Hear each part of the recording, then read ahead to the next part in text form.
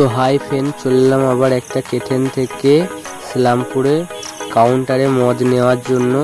তো ফাইনালি ইসলামপুর আমাদের 4 কিলোমিটার দূর কেটেন থেকে। তো ফাইনালি আমরা বাইক নিয়ে চলে এলাম, বেরিয়ে গেছি মদ নেওয়ার উদ্দেশ্যে।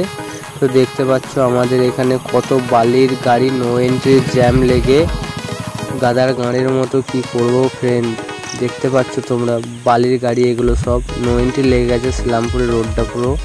তো ফাইনালি আমরা চলে এলাম ইসলামপুরে কাউন্টার।